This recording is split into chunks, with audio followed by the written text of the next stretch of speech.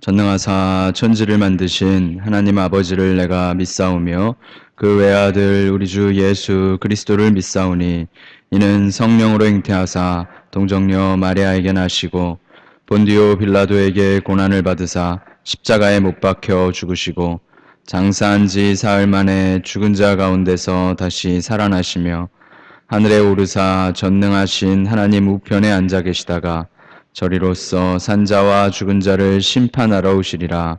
성령을 믿사오며 거룩한 공회와 성도가 서로 교통하는 것과 죄를 사하여 주시는 것과 몸이 다시 사는 것과 영원히 사는 것을 믿사옵나이다. 아멘.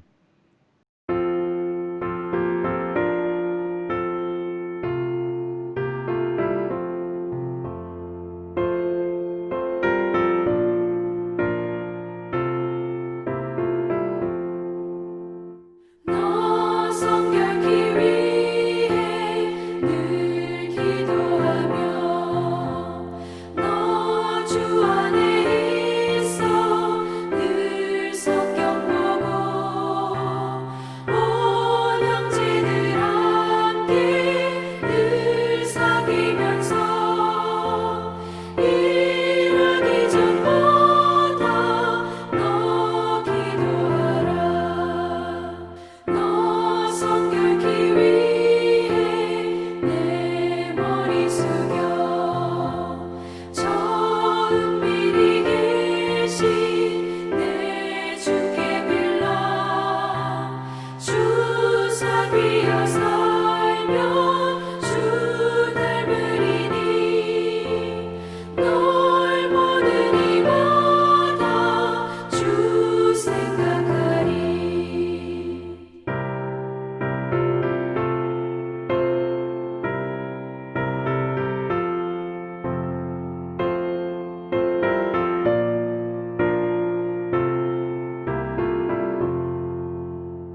너 성결케 위해 주 따라가고 일 다급하여도 다 멈지 말고 참 즐거울 때나 또 슬플 때나 너 주님만 믿고 늘 따라가라.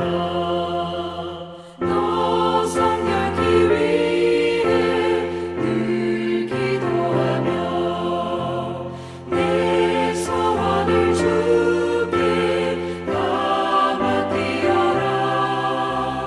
너 성령을 받아 주 섬겨 살면 저 천국에 가서 더 잘 섬기리.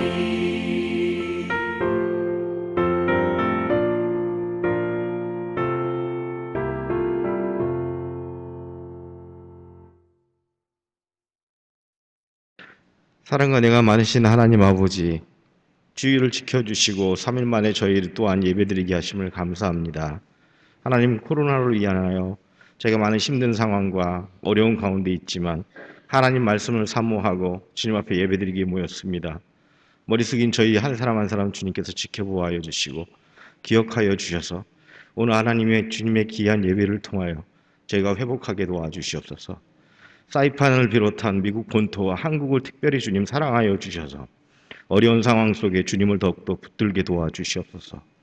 하나님, 주님을 믿는 크리스찬들이 하나님 새롭게 변화하게 도와주시고 있는 환경에 불평하는 것이 아니고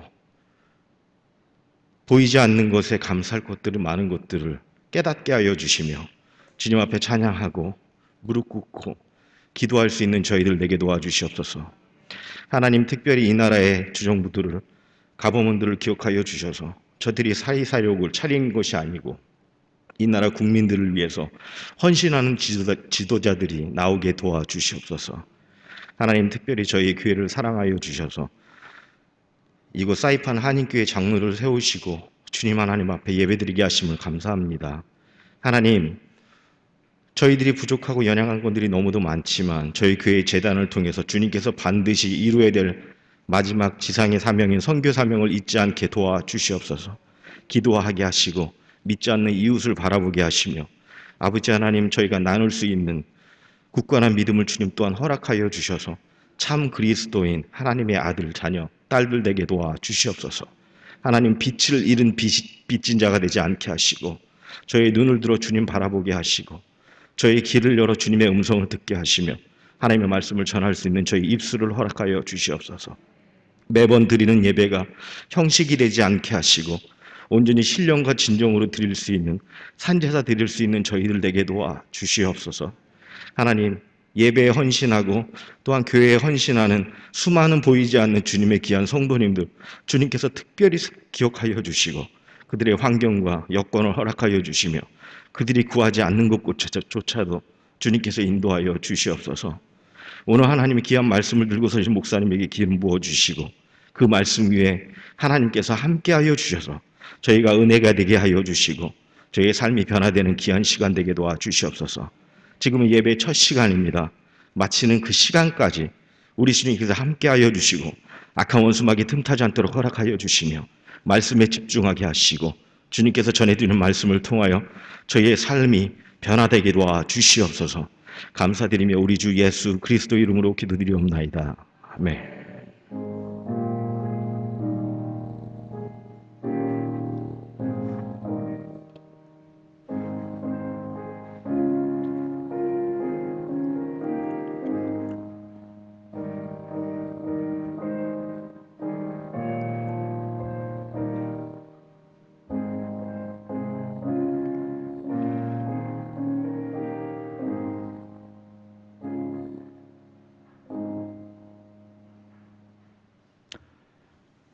오늘 함께 보신 하나님의 말씀은 구약성경 사사기 13장 1절부터 14절까지의 말씀입니다. 사사기 13장 1절부터 14절까지의 말씀입니다. 구약 페이지 384페이지 정도의 사사기 13장 1절에서 14절까지입니다. 저희가 한 절씩 교독하고 14절을 함께 읽도록 하겠습니다. 이스라엘 자손이 다시 여호와의 목전에 악을 행하였으므로 여호와께서 그들을 40년 동안 블레셋 사람의 손에 넘겨주시니라. 소라 땅의 단 지파의 가족 중에 마노아라 이름하는 자가 있더라. 그의 아내가 임신하지 못함으로 출산하지 못하더니 여호와의 사자가 그 여인에게 나타나서 그에게 이르시되 보라 내가 본래 임신하지 못함으로 출산하지 못하였으나 이제 임신하여 아들을 낳으리니 그러므로 너는 삼과 포도주와 독주를 마시지 말며 어떤 부정한 것도 먹지 말지니라. 보라 내가 임신하여 아들을 낳으리니 그의 머리 위에 삭도를 대지 말라. 이 아이는 태에서 나옴으로부터 하나님께 바쳐진 나실인이 됨이라. 그가 블레셋 사람의 손에서 이스라엘을 구원하기 시작하리라 하시니 이에 그 여인이 가서 그의 남편에게 말하여 이르되 하나님의 사람이 내게 오셨는데 그의 모습이 하나님의 사자의 용모 같아서 심히 두려움으로 어디서부터 왔는지를 내가 묻지 못하였고 그도 자기 이름을 내게 이르지 아니하였으며 그가 내게 이르기를 보라 내가 임신하여 아들을 낳으리니 이제 포도주와 독주를 마시지 말며 어떤 부정한 것도 먹지 말라. 이 아이는 태에서부터 그가 죽는 날까지 하나님께 바쳐진 나실인이 됨이라 하더이다 하니라.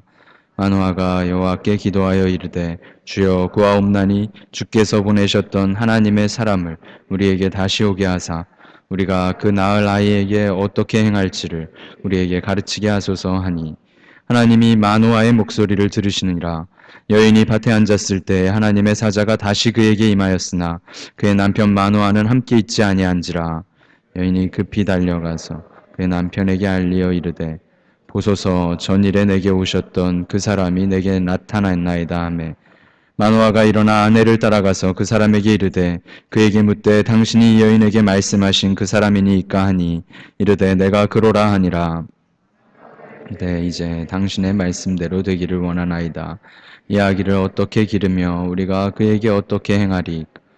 여호와의 사자가 마노아에게 이르되 내가 여인에게 말한 것들을 그가 다 삼가서 포도나무의 소산을 먹지 말며 포도주와 독주를 마시지 말며 어떠한 부정한 것도 먹지 말고 내가 그에게 명령한 것은 다 지킬 것이니라 하니라. 아멘. 교회 소식 말씀드리겠습니다. 교회 예배, 현재 주일 오전 예배와 수요 저녁 예배, 그리고 새벽 예배를 모이고 있습니다. 예배의 기회를 사모하시고 함께 또 기도하고 찬양하는 모든 성도님들 되시길 축복합니다. 한국의 상황과 또 괌의 상황, 그리고 또 이것도 지역 감염자들이 막 등장하는 상황입니다. 사회적 취약성 레벨이 다시 하향될 가능성이 있는데요. 현지 정부의 지침을 잘 유의해서 보도록 할 것이고요. 모이는 예배가 어떻게 조절될지도 모르겠지만 우리가 기도하면서 잘 인내해야 할 것으로 보입니다. 모든 성도님들이 함께 기도해 주시고 또 이 예배의 기회를 최대한 기뻐하시기를 부탁드리겠습니다. 이번 주 토요일에 오후 2시에 주일학교 교사 모임을 진행합니다. 주일학교를 위해서도 기도해 주시고 또 교사들과 우리 학생들을 위해서 관심 갖고 격려 부탁드리겠습니다. 다음 주에는 한 주간 특별 새벽 기도회를 준비하고 있습니다. 우리가 은혜를 사모하며 하루를 시작하고 또 하반기가 시작되기를 축복하고 또 우리가 기도로 함께 준비하면 좋을 것 같습니다. 이번 새벽 기도회 동안에는 코로나와 그리스도라는 제목으로 쭉 시리즈 설교를 준비하고 있는데요. 우리가 함께 은혜 나누고 또 우리의 믿음을 다시 한번 점검하면 좋을 것 같습니다. 오늘 말씀의 시간, 성경의 인물들 35번째 시간으로 삼손의 등장, 이렇게 함께 말씀 나누도록 하겠습니다. 3일간도 평안하셨나요? 우리 함께 인사하시죠. 샬롬, 이렇게 인사하십시오. 네, 평안하십시오. 우리 하나님께서 평안을 주실 것입니다. 네. 지난주에 한 명의 지역 감염자가 나왔었는데 오늘 또 이야기를 들어보니까 그분과 접촉한 접촉자들을 또 추적해서 격리하고 있는 그런 상황이라고 하죠. 10명 정도 되는 사람들이 이렇게 격리가 되었다 하는 이야기를 들었는데요. 지역 감염이 확산되지 않도록 우리가 기도해야 할 것입니다. 또 우리 성도님들도 일상 가운데에서 주의하시기를 잘 부탁을 드리겠습니다. 그 감염자 분이 막 파티도 하시고 미용실도 다니시고 막 그러셨다고 전에 들었어요. 참으로 답답합니다. 답답한 상황이고 우리 모두가 참 지치고 괴로운 상황인데요. 그래도 이 시간이 지나갈 것입니다. 그렇죠? 네, 반드시 이 시간이 끝날 것입니다. 하나님께서 지금도 일하고 계시고 선하게 일하고 계시며 저와 여러분과 분명히 함께 하고 계십니다. 우리에게는 이 시간을 어떻게 지혜롭게 또 이 시간에 어떻게 은혜롭게 또 이 시간을 어떻게 거룩하게 견뎌야 할 것인가, 이것이 제일 관심이 돼야 할 것이고 그것을 위하여 기도하고 노력해야 할 것입니다. 우리 모든 성도님들 그렇게 하실 것이죠? 네, 감사합니다. 성경의 인물들 저희가 살펴보고 있는데요. 사사기를, 특별히 사사들을 살펴보았습니다. 지난주에는 입다를 살펴보았죠.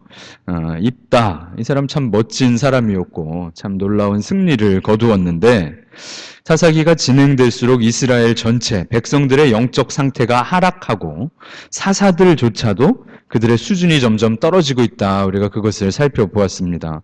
기드온의 때부터 하나님께서 구원자를 보내주시기 전에 백성들을 아주 호되게 책망하시는 그런 일이 시작이 되었죠.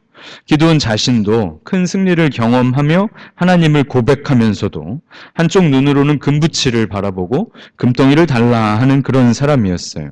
우상 숭배가 기드온이 살아있을 때부터 시작되는 그런 우리가 끔찍한 상황을 보았죠. 또 입다, 이 사람도 멋진 사람으로 하나님께 헌신된 사람으로 이스라엘을 잘 인도하여 그이가 서자였음에도 불구하고 하나님의 용사로 쓰임을 받았는데 그가 하나님을 이해하고 예배하는 방식이 가나안 사람들이, 이 암몬 사람들이 자신들의 신을 예배하는 방식과 별반 다르지 않았던 것이죠.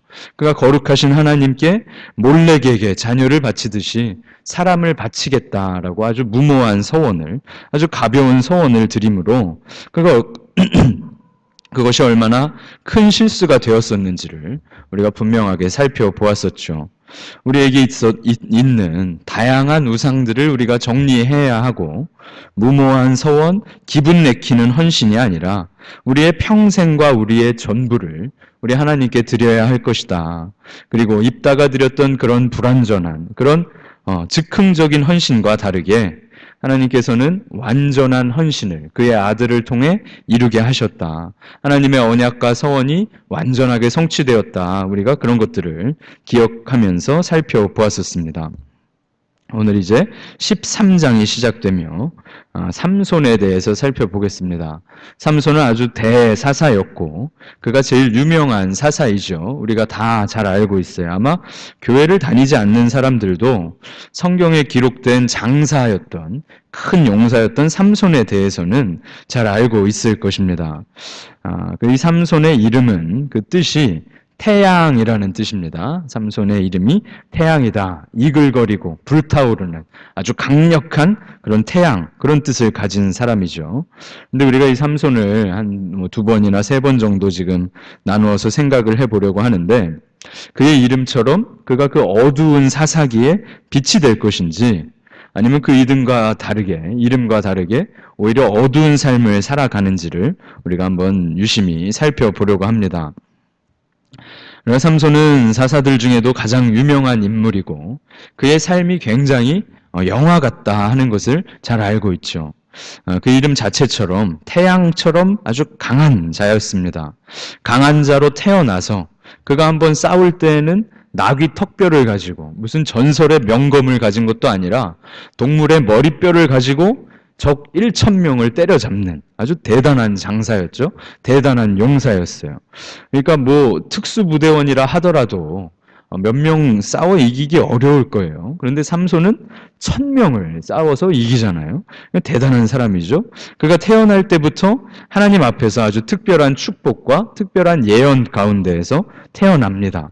다른 사사들은 뭐 서자였다든지 장애인이었다든지 이방인 출신이었다든지 하는 아주 독특한 한계, 독특한 약점들을 하나씩 다 가지고 있었다면 뭐 여성이었다든지 뭐 이런 식으로 서자였다든지 하는 그런 모든 허점과 약점이 있었다면 삼손은 특별한 축복과 예언 가운데서 아주 복을 받고 태어난 아이였다 하는 것이죠. 그런데 그렇게 태어난 그 사람이 들릴라라는 한 기생에게 그의 인생을 유린당하게 되죠. 그 기생에게 사랑에 빠져서 파멸당하고 결국 그의 마지막 장면은 두 눈이 뽑혀서 감옥에 포로로 갇혀 있다가 적의 신전을 무너뜨리면서 적들과 블레셋 사람들과 함께 전사하는 그러한 생을 마감하였습니다. 우리가 이 삼손의 인생을 대략적으로는 알고 있는데 그의 삶이 우리에게 무엇을 가르치는가 이것을 더욱 깊이 살피는 것이죠. 이 사람이 실패했나요? 성공했나요? 삼손이요.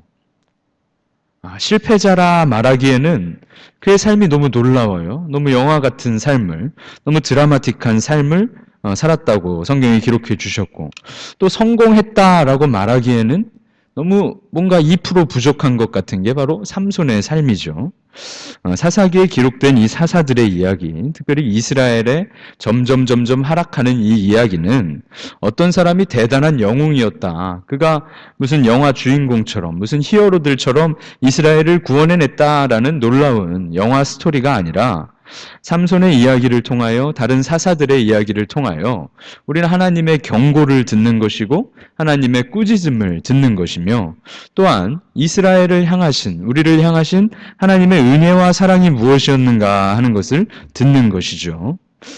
문제가 없었던 사사들이 있어요. 첫 번째 사사였던 온니엘, 아주 교과서적인 모범적인 사사였죠. 그런 사사는 오히려 한 줄 기록되고 한 장에 그의 이야기가 끝난다면 문제 많았던 사사들의 이야기가 많이 기록되었다. 그것을 우리가 살펴보았었죠. 우리처럼 문제 많고 믿음 없고 의심 많은 그런 자들 하나님께서 더욱 깊이 쳐다보시며 깊이 만나주신다. 더욱 많이 만져가신다. 우리가 분명하게 생각해야 할 것입니다. 지난번 기드온도 3장에 걸쳐서 그의 이야기가 기록되었다면 또 입다도 3장에 걸쳐서 기록되었다면 오늘 삼손도 13장부터 16장까지 4장 동안 사사 삼손의 이야기가 기록이 되고 있어요. 그러면 삼손이 문제가 많았다는 뜻이겠죠. 이스라엘의 하양 그 나선 곡선이 가장 바닥을 쳤을 때 삼손의 이야기가 시작이 됩니다. 우리 13장 1절을 함께 보시죠. 13장 1절 함께 읽어볼까요? 시작. 이스라엘 자손이 다시 여호와의 목전에 악을 행하였으므로 여호와께서 그들을 40년 동안 블레셋 사람의 손에 넘겨주시니라. 자, 이스라엘 자손이 늘 그렇듯이 이 300년, 400년 동안 늘 그랬듯이 어떻게 해요? 다시 또 여호와의 목전에 악을 행합니다. 얼마나 한심합니까? 얼마나 허무한 쳇바퀴를 이 사람들이 계속 돌리고 있는가 우리가 보게 되죠. 그러나 그 쳇바퀴가 돌아가면 돌아갈수록 이 사람들의 수준은, 영적인 평균은 점점 바닥으로 향하고 있다 하는 것이죠. 그리고 여호와께서는 그들의 범죄를 진노하시고 심판하심으로 누구를 사용하십니까? 블레셋을 사용하십니다.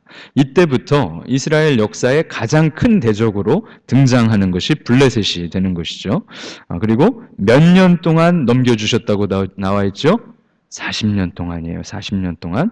자, 또 범죄한 것은 늘 그랬으니까 이 이스라엘의 아주 악한 습관이니까 그렇다고 쳐도 40년을 고생을 하도록 하셨어요. 이방인들, 그것도 블레셋 사람들에게 40년 동안 지배를 받고 핍박을 당합니다. 지금도 이 이스라엘 사람들이, 유대인들이 팔레스타인 사람들 핍박하잖아요. 이때부터 이 악연이 몇천 년 동안 지속되고 있는 거예요. 블레셋과의 악연이죠. 그런데 40년이다 하는 시간은 이 사사들 중에 그 전에 아주 악한 왕 구산 리사다임 2배로 나쁜 놈 이래 봤자 18년 20년 그랬거든요. 그런데 이번에는 40년이에요. 그 이전에 그 어떤 이방 민족도 이렇게 긴 시간을 이 400년의 사사기 동안 이스라엘을 괴롭힌 적이 없었어요. 이렇게 긴 시간의 심판을 받을 정도로 이스라엘이 지금 바닥을 치고 있었다라는 것이죠. 우리나라가 지난주에 광복절을 저희가 지나갔잖아요. 그 일제강점기가 몇 년일까요? 일제강점기 이런 거 갑자기 물어보시면 전혀 생각 안 나시죠? 1910년 한일 합방부터 45년 광복까지, 그러니까 36년 그렇게 이야기를 보통 하더라고요. 36년, 40년 엄청 긴 시간이잖아요. 블레셋에게 그렇게 긴 시간을 고통을 당했다는 거예요. 얼마나 고생했을까요? 그런데 여기서 또 하나 바닥을 쳤다는 걸 우리가 보게 되는 게, 사사기의 공식이 뭐였죠? 범죄하고 심판받고 부르짖고 구원받는 아주 큰 공식 가운데 사사기에 300~400년이 지나갔는데 범죄했어요? 40년의 심판이 왔어요? 그럼 뭐 해야 됩니까? 부르짖어야 되잖아요. 근데 부르짖질 않아요. 부르짖어야 하는 하나님 자체를 잊어버렸단 거예요. 그만큼 둔해졌고 그만큼 완전히 하나님과 멀어진 상태가 마지막 사사 삼손이 등장하는 상태였다는 거예요. 그리고 이때 당시 사람들은 어느 정도였냐면 아주 패배의식과 타성에 젖은 상태였어요. 하나님의 심판을 당해 블레셋에게 괴롭힘을 당하고 그러면 부르짖어야 할 텐데 구원의 가능성도 잊어버렸고 구원의 필요성마저도 잊어버린 상태로 가나안 사람들과 완전 똑같이 바보같이 블레셋 밑에서 그렇게 살아가고 있었다는 거예요. 저희가 한번 15장을 좀 넘겨서 찾아볼게요. 15장 11절을 한번 찾아보세요. 15장 11절에 이때 당시에 이 이스라엘의 형편이 영적인 상태가 어쩐지 아주 강력하게 보여주는데요. 15장 11절을 함께 읽어보겠습니다. 시작. 유다 사람 3,000명이 에담 바위 틈에 내려가서 삼손에게 이르되 너는 블레셋 사람이 우리를 다스리는 줄을 알지 못하느냐? 내가 어찌하여 우리에게 이같이 행하였느냐 하니, 거기까지만 보겠습니다. 누가 지금 몇 명이 삼손에게 왔대요? 블레셋 사람 3,000명이 아니라 유다 사람 3,000명이 삼손을 찾아와요. 삼손한테 따지는 장면이 이 15장 장면인데, 원래 가장 용맹한 전사이고 가나안 땅 정복 전쟁에 절대 물러서지 않고 가장 선봉군을 섰던 사람들이 유다 지파 사람들이었어요. 갈렙과 여호수아, 그 갈렙의 유다 지파 사람들, 그 사람들이 가장 용맹한 사람들이었어요. 가나안 그 거인들, 거인 후손들 전혀 무서워하지 않았던 그런 사람들이 유다 사람들이었는데 삼손의 시기에는 유다 사람들이 야, 블레셋이 우리를 다스리는 건 당연한 거잖아. 왜 블레셋 심기를 거스려서 우리가 이 고생을 하게 만드냐 하고 삼손을 찾아가요. 아니 3,000명이나 되는 사람들이 블레셋하고 싸워야지 삼손이 블레셋과 혼자 싸워가지고 블레셋 사람들의 그 밭을 다 불태워버리고 삼손 혼자 블레셋과 고군분투하는데 유다 사람들은 가장 용맹했던 선봉 대장이었던 유다 사람들이 3,000명이나 모여서 삼손에게 너 왜 블레셋한테 싸우려고 그래? 너 빨리 가서 잘못했다 빌어. 우리 너 지금 잡아가려고 온 거야 라고 삼손에게 나왔다는 거예요. 앞장섰던 유다 족속들조차 왜 블레셋을 거스르냐. 삼손을 탓하는 아주 처절한 상황이 이때 당시의 상황이었다는 거예요. 그래서인지 삼손은 되게 독특해요. 다른 사사들은 자 이제 우리 이스라엘 모든 지파에게 전령을 보내라. 각 지파마다 군대를 소집하라고 해라. 이런 식이었어요. 군대가 모였어요. 이스라엘 12지파 중에 뭐 몇 지파가 막 모여서 한 연합군을 이뤄서 대적들과 싸워왔거든요. 300년 동안 그래왔어요. 그런데 삼손은 혼자 싸워요. 그가 싸우는 때 아무도 이스라엘 누구도 이 블레셋 대적과 함께 싸워주질 않고 아무도 삼손과 함께 군대를 이루지 않아요. 삼손은 혼자 싸우다가 홀로 전쟁을 벌이고 혼자 1,000명을 때려눕히고 혼자 잡혀가서 혼자 적신전을 무너뜨리고 죽어간다는 거죠. 굉장히 처절한 사사인 것이죠. 이것이 이 삼손의 아주 독특한 삼손이 등장하는 상황이에요. 그리고 이스라엘이 그렇게 40년 동안 괴롭힘을 당할 때 하나님께서 어떻게 일하시는가 2절부터 쭉 기록이 되는데요. 참 여기에 은혜가 있습니다, 여러분.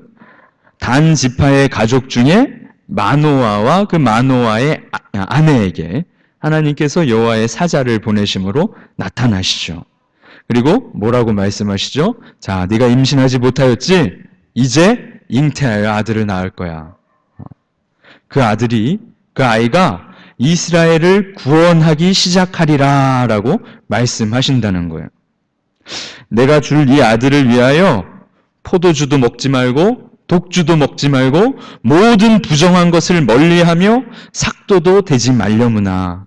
이 아이는 나에게 바쳐진 나실인이다 라고 하나님께서 이 독특한 아이를 준비시켜 주신다 이렇게 말씀해 주시는 거예요. 이게 뭐가 은혜예요? 여러분? 뭐가 은혜입니까 대체? 아이가 태어나겠다 하신 것이 은혜일까요? 여기서 하나님께서 베푸시는 은혜가 무엇인가 하면 부르짖지 않았는데도 하나님께서 먼저 다가오셨다는 거예요. 부르짖지 않았는데도 하나님께서 일하고 계시다는 거예요. 이것이 은혜라 하는 것이죠. 백성들 모두가 하나님을 잊어버렸고 가장 용맹한 유다 지파도 하나님은커녕 겁에 질려서 블레셋이 무서워서 오히려 삼손을 탓하는 그때 아무도 하나님을 찾지 않는 그때 하나님께서 먼저 나타나세요. 먼저 나타나셔서 특별한 아이를 준비해 주시겠다고 특별한 아이가 태어날 것이라고 말씀해 주시는 것이죠. 근데 이것이 또 무엇이 놀랍냐 하면 또한 이전의 모든 사사들은 그 사사가 이미 태어나 있었어요. 그 사사가 이미 어른이었어요. 기드온도 드보라도 온니엘도 에훗도 뭐 장애인이었고 여인이었고 이방인 출신이었곤 했지만 그 위기의 때문에 이미 그 사사가 그 위기의 때를 다 함께 살며 장성한 어른이 되어 있었어요. 그런데 이때는요 태어나지도 않았어요. 하나님께서 완전히 새로운 사람을 완전히 새로운 구원자를 부르짖지도 않았는데 강권적으로 하나님의 주권으로 준비하신다 하는 것이죠. 이전 사사들은 이미 태어난 사람들 중에 하나님께서 쓰실 자를 골라내셔서 권능을 주시고 여호와의 영을 부어주심으로 그를 사사로 점점 세워가셨다면 이 아이는 뱃속에서 태어나기도 전에 생기기도 전에 하나님께서 놀라운 은혜와 계획 가운데 아주 특별한 아이를 준비하신다 하는 것이죠.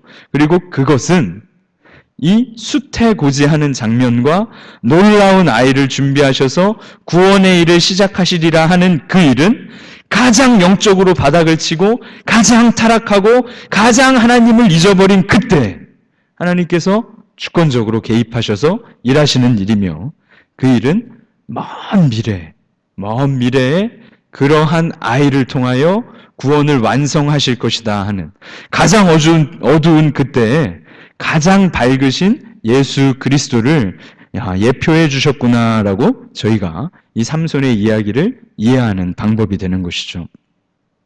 이번 경우엔 인간의 어떠한 개입도 없고 이미 나와 있는 사람들 가운데 불러 쓰시지도 않으시며 아무것도 없는 상황에서, 게다가 아이를 낳지 못하는 불임의 여성을 통하여 주권적인 섭리 가운데 친히 한 아기를 준비하신다 하는 그런 놀라운 은혜의 이야기를 우리에게 들려주시는 것이죠. 이 아기는 잉태될 때부터, 뱃속에서부터, 태어날 때부터 하나님께 택함을 받은 아이, 하나님께 바쳐진 자로 그의 인생을 보내며 구원의 일에 쓰임받게 된다 하는 것이죠. 또 독특한 것을 더 생각해 봐야 하는데요. 마노아라는 이 부부, 삼손의 아버지와 그 이름이 기록되지 않은 어머니죠. 마노아라는 사람의 이름은 휴식이라는 뜻이에요. 휴식이라는 뜻이죠.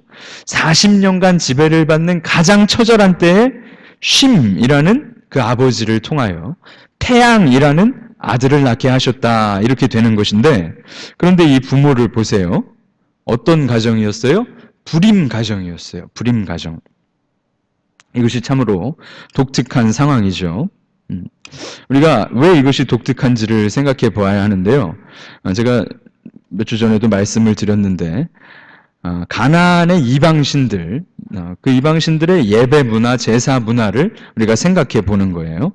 바알들과 아세라들을 섬길 때 거기에 절대 빠지지 않는 필수적인 제사 방법이 성적인 행위였어요. 그러니까 신전의 남자 창기, 여자 창기들과 갖는 난잡하고 문란한 성행위가 이 바알들과 아세라들을 섬기는 가나안의 보편적이고 공통된 제사 의식이었죠.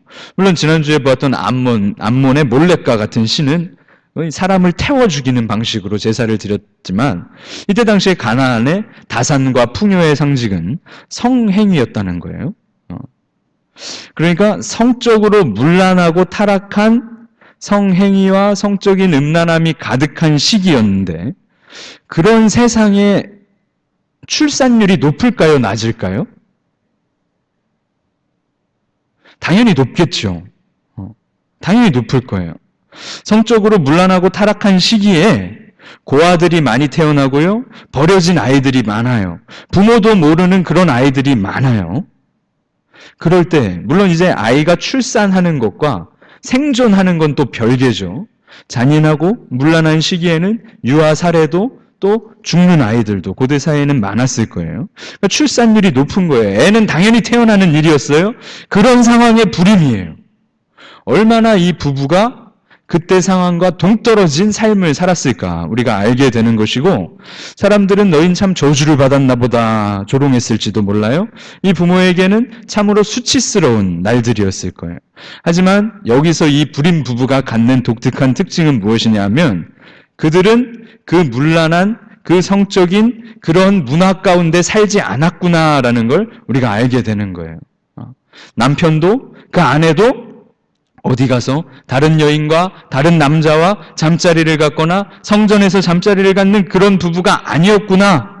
그렇게 칠흑같이 어두운, 영적으로 가장 바닥을 치는 그때에 이 단지파의 마노아 부부는 그때 문화와는 다르게 구별되게 살아가고 있었구나라는 걸 저희가 보게 되는 것이죠. 그리고 하나님께서는 그들을 택하시고 이스라엘의 구원자를 불임을 고쳐주시며 출산하도록 역사하셨다는 거예요. 여러분, 하나님께서 주시는 생명은 세상 사람들이 마음껏 범죄하다가 낳는 생명과는 질적으로 달라야 해요. 여러분, 우리의 부부 관계가, 우리의 가정이, 우리들의 자녀들의 가정이 그러한 구별된 가정이 되도록 우리 모든 부모님들은 더욱 열심히 기도하시고 그렇게 구별된 가정에서 하나님께서 준비하신 아이들을 주시기를 기쁨으로 기다리시길 축복합니다. 하나님께서 먼저 그 아내에게 나타나시죠.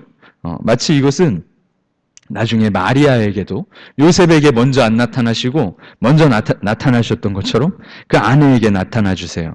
여호와의 사자가 나타나서 이야기하시며 아들을 줄 것이다. 그리고 태에서부터 죽는 날까지 하나님께 바쳐진 나실인이 될 것이다. 이렇게 이야기해 주시죠. 그리고 아내는 재빨리 남편에게 가서 이야기를 해요. 이렇게 하나님의 사자를 만났어요. 그리고 하나님의 사자가 우리에게 아들을 주신대.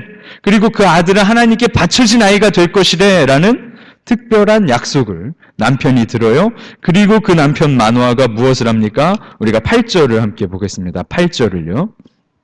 함께 보시죠. 시작.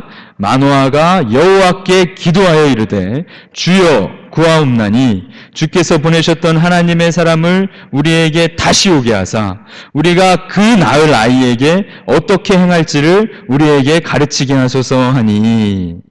왜 이 부부가 그때 당시의 문화와 가나안과 구별되었는가? 이 8절의 마노아의 기도에서 아주 분명하게 드러나요. 생전 본 적도 없는 천사가 나타나서 웬 독특한 남자가 나타나서 자 여러분 당신 부부 이제 아이를 낳을 거예요. 하나님의 아이예요.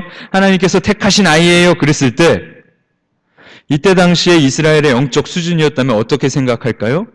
웃기고 있네. 어디서 사기를 쳐? 놀고 있네. 그랬을 거예요. 그런데 이 부부의 반응은 무엇이죠? 아이를 주실 것을 당연히 믿어요. 하나님의 말씀이 나타났다는 것을 바로 인정하고 수납하는 거예요. 아마 다른 사람들 같았으면 아이를 주신다고요? 농담하지 마세요. 장난하지 마세요. 제가 양털 갖다 놓을게요. 여기만 적게 해주세요. 저기만 적게 해주세요. 기드온이 그랬잖아요. 하나님의 사자를 만나고. 그런데 마노아는 자신이 직접 만난 것도 아니고 아내를 통해서 만났는데도 이 부부가 기도하고 있었던 일이 일어났구나 하는 것을 믿었던 거예요. 아이를 주실 것은 당연히 믿고 이 부부의 기도가 뭐였습니까? 그 아이에게 어떻게 행할지를 가르쳐 주옵소서라고 기도를 한다는 거예요. 그러니까 놀라운 기적과 같은 선언을 듣고 에이 말도 안 돼요. 에이 증거를 보여주세요. 에이 제가 확신하게 무슨 증거를 보여주세요. 이런 게 아니라 그냥 믿어요. 그리고 자신들의 기도에 응답하신 하나님께서 이 아이에게 어떻게 행할지를 가르쳐 주세요라고 기도한다는 것이죠. 여러분 하나님께 기도하시며 세상과 다르게 구별된 삶을 살아가시며 하나님의 도우심과 하나님의 만져주심을 간구하시며 기도하실 때 하나님의 일하심을 경험하게 되면 그때 어떻게 반응해야겠습니까? 의심하고 한 발 물러서는 것이 아니라 받으셔야 해요. 하나님께서 나의 기도를 들으시고 우리의 부부의 아픔을 수치를 가려주시는구나. 이 부부가 그렇게 반응했다는 것이죠. 그래서 이런 부부의 영적 상태와 구별된 그들의 가정은 가장 최악인 상태인 이스라엘에게 구원이 오는 통로로 쓰임받게 되었다는 거예요. 하나님께서 그의 기도를 들으시고 다시금 나타나시며 주의 말씀대로 어떻게 이루실 것인지를 가르쳐 주시죠. 다시 한번 포도나무의 소산을 먹지 말아라. 포도주와 독주를 먹지 말아라. 저 술 취한 채로 문란한 제사를 드리는 가나안과는 완전히 다른 길을, 다른 삶을 살아야 한단다. 어떠한 부정한 것들과도 손대지 말아라. 먹지 말아라. 머리에 삭도도 대지 말고 이 모든 명령을 다 지키라라고 분명하게 다시 한번 이 부부에게 가르쳐 주시죠. 그리고 하나님께서 당신의 이름이 무엇입니까? 라고 마노아가 물을 때 내 이름은 기묘자라 하시고 마노아와 아내가 드린 제사를 음식을 불태우시며 하늘로 올라가셔요. 여기서 이 기묘자라 하시는 이분께서 구약의 시대에 나타나셨던 성자 예수님이시구나. 우리 신학자들은 보통 그렇게 해석을 합니다. 나중에 친히 오실 주님께서 이러한 식으로 당신의 등장을 우리에게 보여주셨구나라고 아주 복된 장면으로 우리가 이해를 하죠. 구별되며 기도하며 준비되는 사람이 되어야 한다. 우리는 이 삼손이 잉태되고 태어나는 이 부분을 통하여 분명하게 깨달아야 합니다. 한번 따라해 보세요. 구별되고 기도하며 준비된 사람. 아무리 어두워도 칠흑 같은 밤에도 구별되고 기도하며 준비된 사람을 통하여 하나님께서 역사하세요. 아무것도 없었어요. 태어나지도 않은 아이를 통하여 이스라엘을 구원하신다는 거예요. 하나님께서 삼손을 통해 이스라엘을 구원하기 시작하시리라 이렇게 선언하시잖아요. 이전에는 존재하지 않던 지금까지와는 전혀 다른 방법으로 전혀 다른 사람을 준비하시고 전혀 새로운 일을 시작하신다라고 선언하신 거예요. 이전에 사사를 세우시던 방법과 다르고 이전에 사사들과는 질적으로 다른 사사를 태에서부터 구별된 그 사사를 통하여 구원의 일을 어떻게 하신다고요? 시작하신다고 선언하셨어요. 이것은 장차 오실 그리스도 예수님을 그분을 나실 것을 구약에 아주 선명하게 저와 여러분에게 또 이스라엘 백성들에게 드러내신 그런 사건이시죠. 모든 절망 속에서 한 아기를 통하여 구원하시리라. 절망 가운데 있는 인생을 구원하시기 위해 아기 예수님을 보내실 것이다. 이것을 분명히 예고해 주신 거예요. 하나님께서는 저와 여러분을 구원하시기 위해 우리 중에 어떤 유능한 사람을 택하시는 게 아니었다는 거예요. 하나님의 능력으로 준비하시고 하나님께서 친히 구별된 한 아이를 통하여 저와 여러분을 구원하신다는 것이죠. 처음부터 구원을 위하여 그렇게 보내주신 분이 우리 주님이시고 그렇게 우리의 구원의 일을 시작하시며 완성하신 분이 온 세상을 구원하신 분이 우리의 주님이 되셨다. 이것을 이야기해 주시는 거예요. 삼손은 분명히 구원을 시작한 사람으로 선택받았어요. 하지만 그가 성공하고 완성하지는 못했던 것이죠. 그러나 우리 주님께서 구원을 완성하시는 분이 되신다. 우리는 이 삼손의 등장 장면에서 그런 것들을 분명히 배우게 됩니다. 삼손의 이름 뜻이 무슨 뜻이라고 말씀드렸죠? 태양이에요. 그런데 이름만 태양이었어요. 이스라엘의 어둠을 그가 밝히지 못해냅니다. 하지만 우리 주님께서는 빛이시라고 스스로 선언하시잖아요. 그래서 우리의 어두움을 완전하게 몰아내시는 참된 빛이심을 분명하게 우리에게 보여주시는 것이죠. 이러한 구원이 은혜로 다가왔다, 부르짖지도 않았는데 다가왔다라고 말씀드렸어요. 오늘 본문에서 이스라엘 백성들이 그 죄의 타성에 젖어서 가나안에 젖어서 구원을 부르짖지 않았는데도 하나님께서 그들을 불쌍히 여기시고 주권적으로 삼손을 준비시키시잖아요. 마찬가지입니다, 여러분. 우리가 하나님을 찾고 부르짖고 회개하여서 예수님이 오신 게 아니에요. 하나님께서 주권적으로 일하셔서 아주 일방적으로 은혜로 예수님을 보내주신 거예요. 저와 여러분 중에 그 누구라도 나를 죄와 심판에서 구원해 주셔서 부르짖으며 기도하지 않았잖아요. 회개하면서 주님께 돌아가겠습니다. 저의 행실을 고치겠습니다. 제가 주님께로 돌이킵니다. 그러니 구원자를 보내주세요 라고 하지 않았잖아요. 아무도 안 그랬어요. 이 이스라엘 백성과 똑같이 죄의 세상에서 죄악에 빠져서 사탄의 손아귀 안에서 비참한 가운데 있으면서도 하나님을 찾을 생각도 못했고 그 죄와 사망에 적응한 채로 사탄의 유혹에 적응한 채로 살아가다가 죄를 사랑하며 즐기며 살아가다가 구원의 필요성도 구원의 깨달음도 없이 살아가다가 하나님께서 강권적으로 저와 여러분을 만나주셨잖아요. 저와 여러분을 갑자기 어느 날 불러주셨잖아요. 저와 여러분에게 은혜를 베풀어 주셨잖아요. 그것이 이스라엘의 구원이었고 저와 여러분이 누리는 구원이라는 거예요.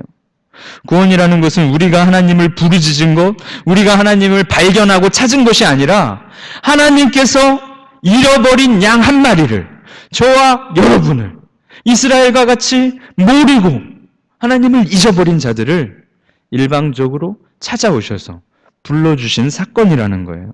만나주시고 믿게 하도록 믿음을 주시고 그 예수 그리스도의 품 안에 안아주셨다 하는 것이죠. 그러니 우리는 자랑할 것이 없어요. 교만할 것이 없어요. 우리가 뭐 열심히 신앙생활해서 열심히 기도해서 내가 좀 영적으로 민감하여 하나님을 깨닫고 구원받은 게 아니라는 거예요. 이스라엘과 똑같았어요. 그런 우리에게 강권적으로 예수 그리스도께서 오셨고 그분을 통하여 우리 모두가 구원을 얻었다 하는 것이죠. 오직 주님의 은혜로 주권적인 하나님의 섭리로 우리가 구원을 받았다는 겁니다. 그러므로 우리는 이 사실을 늘 감사해야 해요. 늘 기뻐해야 해요. 절대로 잊어버려서는 안 돼요. 이스라엘이 잊어버렸던 것처럼 우리가 잊어서는 안 된다는 겁니다. 사랑하는 성도 여러분, 이 삼손의 등장은 참으로 놀랄만한 은혜예요. 하나님께서 얼마나 많이, 얼마나 독특하게, 얼마나 특별하게 이스라엘을 사랑하시고 그 구원자를 준비하셨는지를 구구절절히 보여주시는 장면이에요. 구별된 믿음을 가졌고 구별된 가정을 지키고 있었던 마노아와 그 부부의 모습도 아름답죠. 그런 사람들을 통로로 사용하신 것도 기쁜 일이에요. 하지만 여기에 모든 것은 전적으로 하나님의 은혜가 작용한다는 거예요. 그런데 삼손의 이야기는 어떻게 진행이 될까요? 처절해요. 그렇게 구별된 가정에서 그렇게 많은 축복을 받고 놀라운 힘까지, 재능까지 받고 태어났는데도 그는 태양이 아니라 어두움으로 살아가게 된다는 것이죠. 이것이 사사기의 비극이며 이것이 인간 구원자가 갖는 한계이며 이것이 이스라엘과 우리가 마주치는 비극이다 하는 거예요.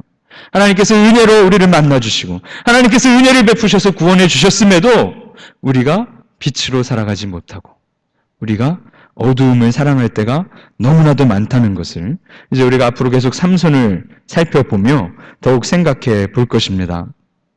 오늘은 이 삼손의 도입부를 통하여 얼마나 하나님께서 구원하시기 위해 애를 쓰시는지, 얼마나 그분의 사랑이 크셨는지를 우리가 분명하게 기억하면 좋을 것 같습니다.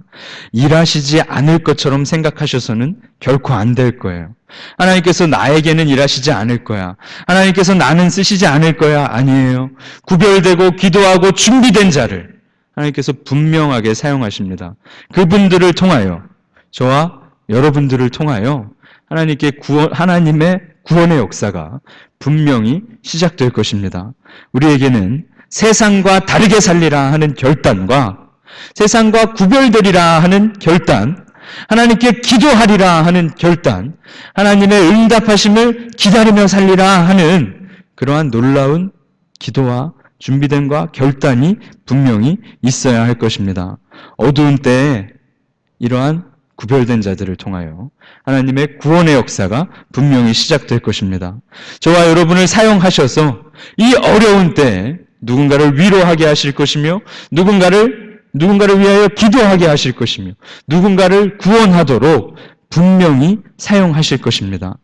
우리를 삼손처럼 태양처럼 빛으로 부르시는 우리 주님의 음성에 순종하시며 여호와의 영이 저와 여러분을 감동하시고 움직이실 때 그 완전하시고 귀하신 너무나도 사랑이 크신 주님의 계획에 기뻐하며 순종하며 따르는 우리 모든 성도님들 되시길 주의 이름으로 축복합니다. 함께 기도하겠습니다.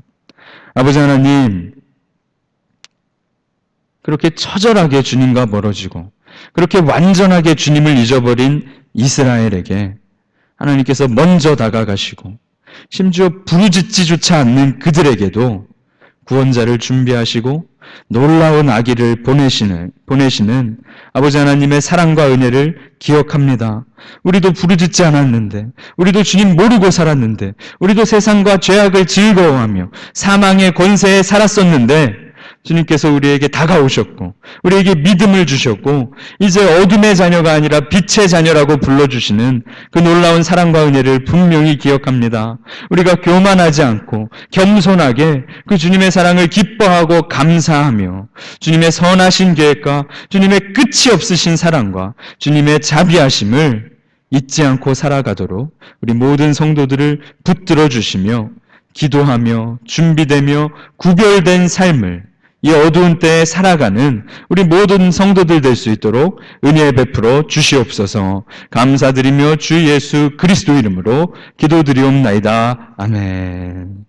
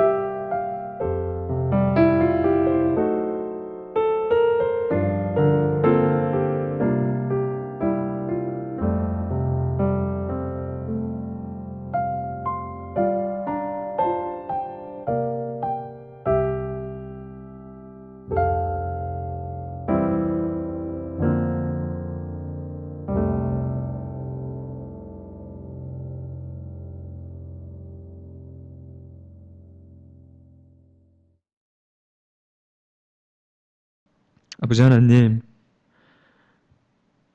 영적으로 가장 바닥으로 떨어진 그 시기에, 이스라엘의 그 가장 처참한 그 시기에 주님께서는 자비를 베푸셨고 놀라운 구원과 은혜를 주권적으로 준비하시고 실행하셨음을 기억합니다.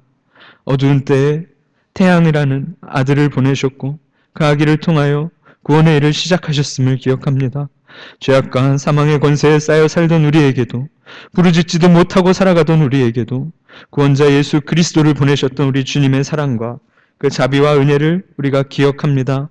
오직 그 주님의 사랑 의지하며 우리가 거룩하게 구별되며 준비되며 기도하며 살아갈 수 있도록 이끌어 주시옵소서. 주님께서 우리를 구원의 일에 사용하여 주시고 주님께서 그 구원 시작하신 구원과 완성하신 그 구원을 우리가 기뻐하며 누리며 살아갈 수 있도록 은혜 베풀어 주시옵소서. 아버지, 우리는 믿음이 부족합니다. 아버지, 우리는 세상과 벗하는 것을 즐거워합니다.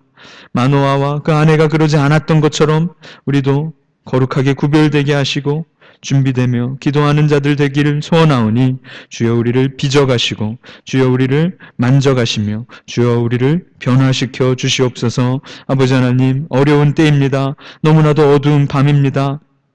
오직 주님께서 빛 되심을 기억하며 주의 길은 완전하시고 주님께서 우리를 인도하시고 주님께서 우리를 보호하심을 신뢰합니다. 우리가 주님 붙들고 주님의 길로 걷기를 원하오니 주의 이 어려운 때에 모든 성도들을 기억하여 주시고 보호하여 주시옵소서. 이 전염병을 다스려 주시며 이 지역 감염이 더욱 확산되지 않도록 주께서 붙들어 주시며 속히 좋은 약품들 개발되도록 주님 지혜 주시고 모든 의료진들과 방역진들 또 생사의 문턱을 넘나드는 감염자들을 주님께서 불쌍히 여겨 주시옵소서. 속히 이 일이 끝나고 우리 모두가 기뻐하며 주께 감사하며 예배할 수 있도록 주여 은혜 베풀어 주시옵소서. 아버지, 이 밤 주님의 길로 돌아가는 모든 성도들 기억하여 주시고 평안히 돌아갈 수 있도록 은혜 내려 주시옵소서. 감사드리며 주 예수 그리스도 이름으로 기도드리옵나이다. 아멘. 하늘에 계신 우리 아버지여, 이름이 거룩히 여김을 받으시오며 나라에 임하옵시며 뜻이 하늘에서 이룬 것 같이 땅에서도 이루어지이다. 오늘날 우리에게 일용할 양식을 주옵시고 우리가 우리에게 죄 지은 자를 사하여 준 것 같이 우리 죄를 사하여 주옵시고 우리를 시험에 들게 하지 마옵시며 다만 악에서 구하옵소서. 대개 나라와 권세와 영광이 아버지께 영원히 싸움나이다. 아멘.